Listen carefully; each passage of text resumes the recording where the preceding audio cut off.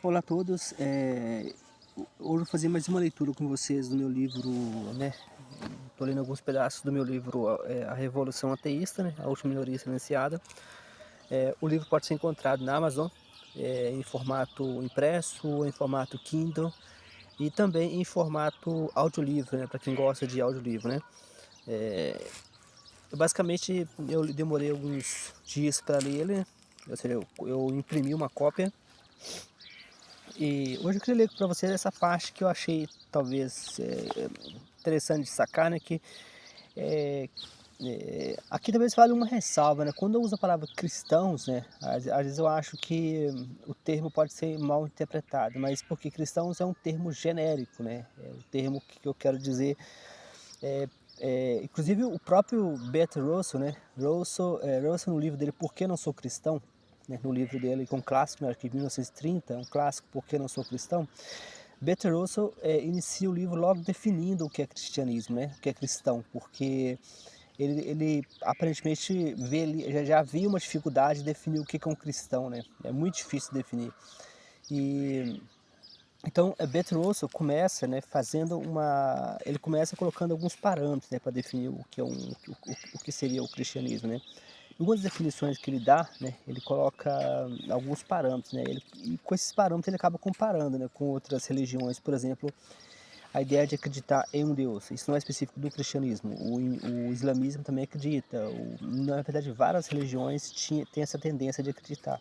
Então não é necessariamente a crença, por exemplo, na imortalidade, não é a única religião que acredita, né, os muçulmanos também acreditam, então é extremamente difícil, né, aí ele também separa de cristianismo cultural, né, porque tem algumas definições, teve até no livro, acho até curioso, né, mas eu acho até engraçado, no livro do Bertrand Russell, logo na introdução, no prefácio, que não foi feito por ele, foi feito por outra pessoa, tem uma parte lá de uma pessoa, isso é muito antigo parece, de que tentou definir o ateísmo como cristianismo, né, tenta colocar o ateu como um cristão meio que protestante, né, meio que ortodoxo, né, e a parte engraçada é exatamente essa, porque se você não define o cristianismo de uma forma correta, qualquer pessoa pode ser cristão, né, aí o Russell destaca o cristão, na verdade, ele separa do cristão que chamou de cristão cultural, né? O fato de você nascer em um país cristão, não te torna cristão, né? E tem também o fato de que a Igreja Católica nunca atualiza seus bancos de dados, né? Então, quando alguém é batizado, tecnicamente a pessoa é cristão.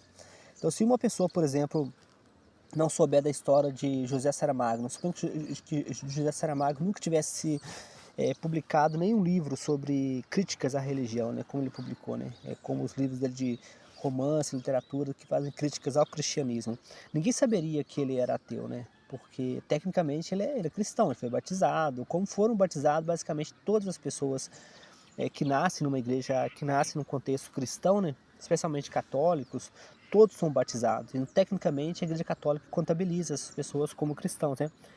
E então, aqui eu vou definir cristão como termo genérico, né, para mim cristão para mim aqui, talvez eu deveria ter colocado isso no livro, acho que eu não coloquei, né, porque eu assumi que a gente sabe no que está falando, mas para mim, cristãos são pessoas que se alinham ao à ideia ao cristianismo, qualquer vertente do cristianismo, são mais de 40.000 vertentes diferentes, né, então se alguém se alinha a alguma dessas vertentes, né, é um cristão, né.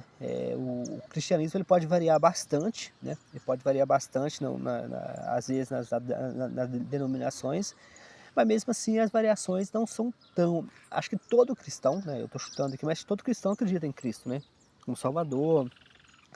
Eles vão variar, por exemplo, né, a visão de Cristo, né, a própria ideia de Cristo, né, e eu abordo isso no meu livro de Bíblia, A Fábrica de Absurdos, né, a própria história de Jesus Cristo, como ele é, né, a figura de Jesus Cristo vem variando durante o tempo, né, nem os cristãos nunca concordaram em quem é Jesus Cristo, no sentido de que o que ele representa, né, Jesus Cristo já representou a escravidão, né, os cristãos modernos tentam apagar isso, reescrevendo e dizendo que não, Jesus não era a favor da escravidão.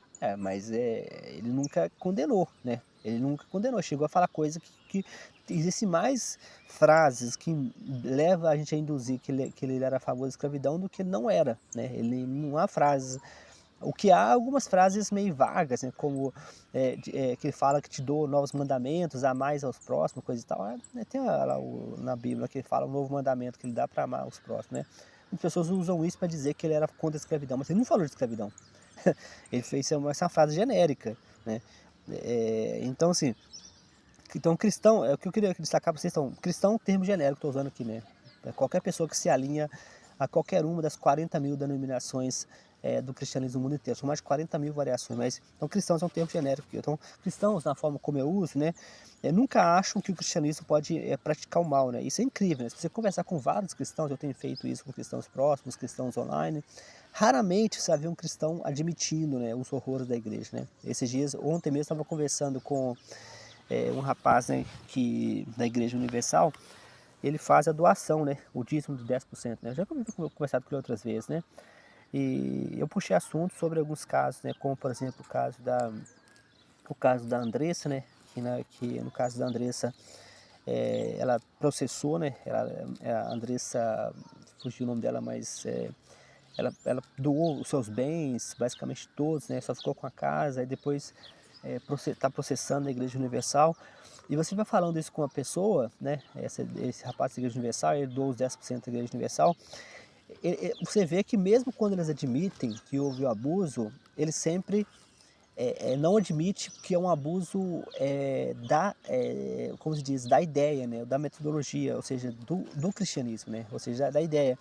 Seria como, acho que nesse livro que eu uso esse exemplo, né, acho que no livro eu usei esse exemplo aqui, ó, nesse ou no Bíblia que eu usei esse exemplo, né, suponha uma pessoa que diz, né, que ensina aos seus filhos que o branco é superior ao preto, né, o branco é intelectualmente superior à pessoa negra, ou a pessoa branca intelectualmente superior às pessoas, o que é basicamente o que era ensinado no passado, né? Havia esse ensinamento, né? A ideia de que o negro é inferior vem da Bíblia, né?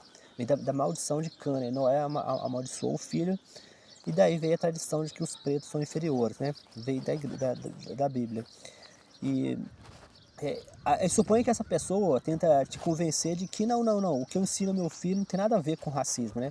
Eu acho dificilmente alguém vai aceitar isso como justificativa, né? É óbvio que se você ensina ao seu filho que o branco é superior, né, intelectualmente, por exemplo, é óbvio que isso vai gerar racismo, né? O que eles fazem basicamente é isso, né? Eles criminalizam, né? O caso da própria Andressa, né? Que o último nome dela eu sempre esqueço, é o nome, acho que é Urati, né?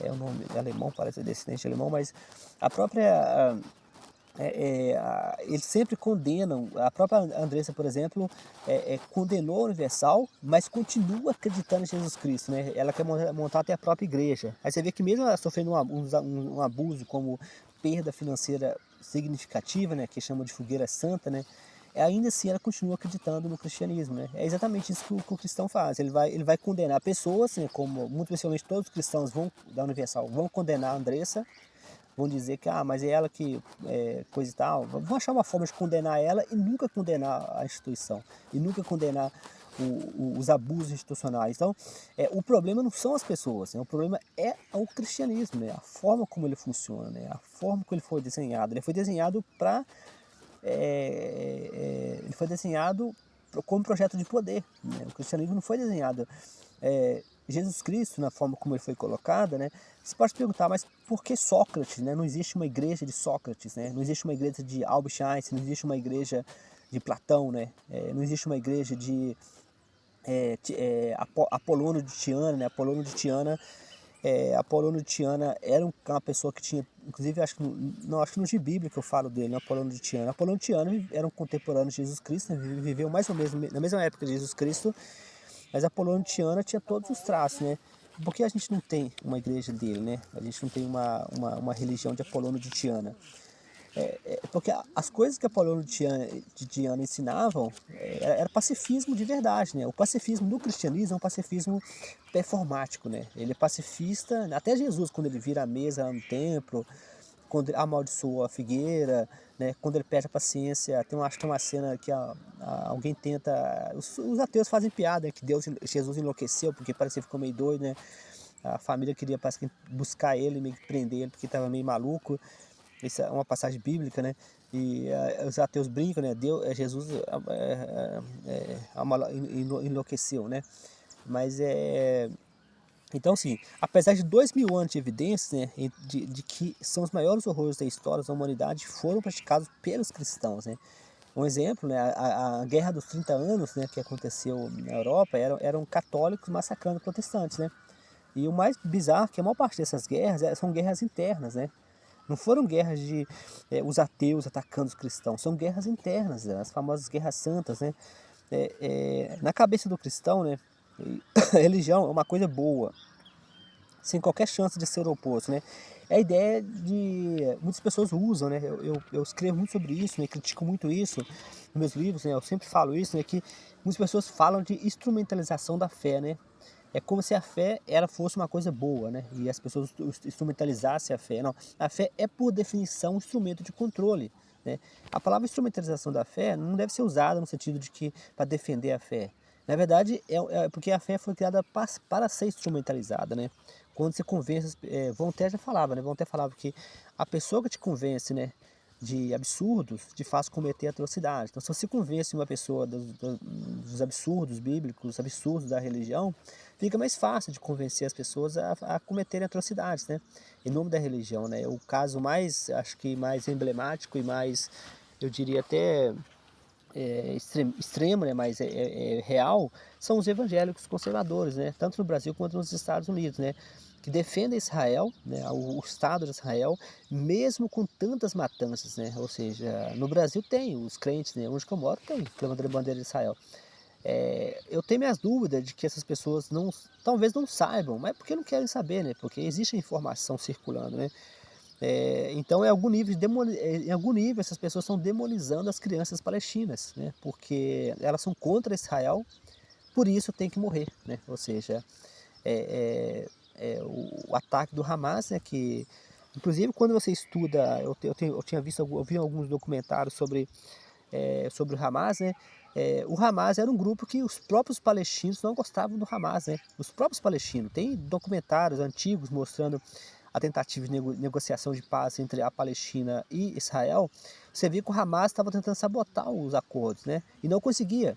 O povo palestino e Gaza, eles não gostavam, né, então o que aconteceu? Houve uma radicalização, e essa radicalização ela ocorreu exatamente, com os ataques, né, com a invasão, né, do país, né, e constantes ataques, a invasão mais recente, fez com que pessoas que não eram simpatizantes ao Hamas se alinhassem ao Hamas, né. No Brasil nós vemos agora o lema, né, "O Brasil é nosso, o Brasil dos brasileiros". Isso surgiu de quê? Dos ataques do Donald Trump. No Canadá foi a mesma coisa, no Canadá, quando o Donald Trump queria comprar o Canadá, né, foi uma piada, né, o Donald Trump queria comprar o Canadá, né, dizendo que o Canadá, fazia parte dos Estados Unidos, né, e iniciaram um conjunto de movimentos, muito parecido com o do Brasil, né, o Canadá é nosso, o Canadá não está à venda, né, acho que o lema deles, o nosso é o Brasil os brasileiros, né, do Canadá é o Canadá não está à venda, né, algo do tipo, né. Parece que o Donald Trump nem é bem aceito no Canadá mais, né, porque acho que eu vi uma vez que, não sei se é verdade, mas eu não conferi essa informação, de que o Donald Trump, para fazer encontro no Canadá, ele teve de fazer secreto, né. Ele não pôde informar onde que ele estava para evitar, porque ele parece que não é bem-vindo no Canadá. Eu acho isso engraçado, porque é em pleno século XXI, o cara não é bem-vindo num país, 2 países, eu diria civilizados, que é Canadá e Estados Unidos, mas tem a série South Park, né, South Park, no qual os Estados Unidos e o Canadá entram em guerras por causa de palavrão, né, é uma coisa engraçada. Mas isso aí pessoal, acho que por hoje é só, né, abração a todos.